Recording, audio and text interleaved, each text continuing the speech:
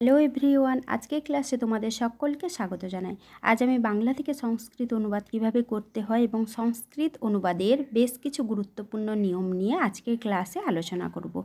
চলো তাহলে ক্লাসটি শুরু করা যাক। তার আগে বলি, আমার চ্যানেলে যারা নতুন তারা আমার চ্যানেলটিকে সাবস্ক্রাইব করবে, আর যদি ভালো লাগে অবশ্যই একটা লাইক করে দেবে। দেখো, বাংলা থেকে সংস্কৃত অনুবাদ করতে গেলে যে কথাটি আগে মনে রাখতে হবে সেটি হচ্ছে কর্তা যে পুরুষ যে বচন হবে, ক্রিয়াপদটি কিন্তু সেই পুরুষ সেই বচনের হবে।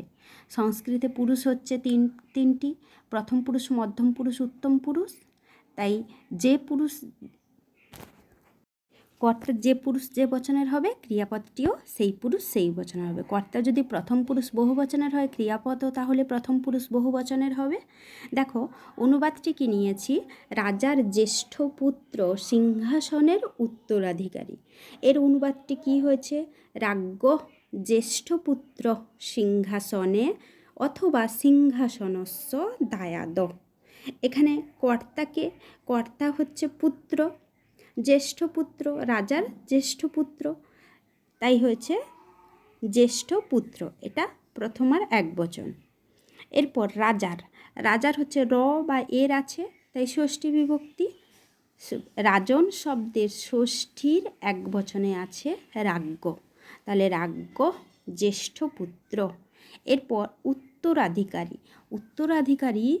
এই যে সংস্কৃতে এটি কি হবে, দায়াদ শব্দের অর্থ হচ্ছে উত্তরাধিকারী। আমরা সপ্তমী বিভক্তিতে একটা সূত্র পড়েছি, স্বামীশ্বরাধিপতি দায়াদ সাক্ষী প্রতিভু প্রসূতৈশ্চ।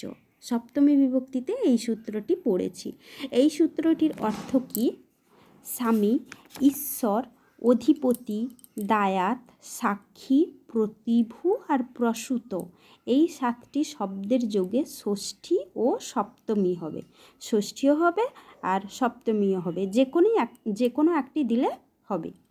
তাহলে কি কি সাতটি শব্দ আরেকবার বলে দিই, স্বামী, ঈশ্বর, অধিপতি, দায়াত, সাক্ষী, প্রতিভু, প্রসূত, এই সাতটি শব্দের যোগে ষষ্ঠী ও সপ্তমী হবে।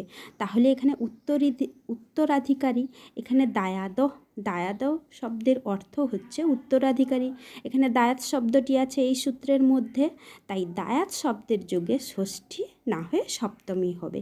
তাই এখানে দেওয়া হয়েছে সিংহাসনে বা সিংহাসনস্য।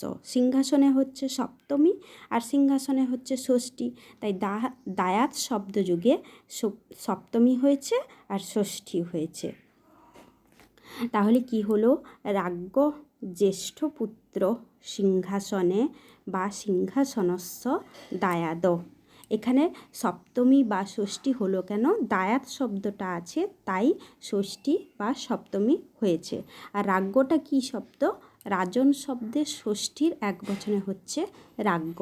জ্যেষ্ঠ পুত্র হচ্ছে প্রথম আর এক বচনে পুত্র, তাহলে রাজ্ঞ জ্যেষ্ঠ পুত্র সিংহাসনে বা সিংহাসনস্য দায়াদ।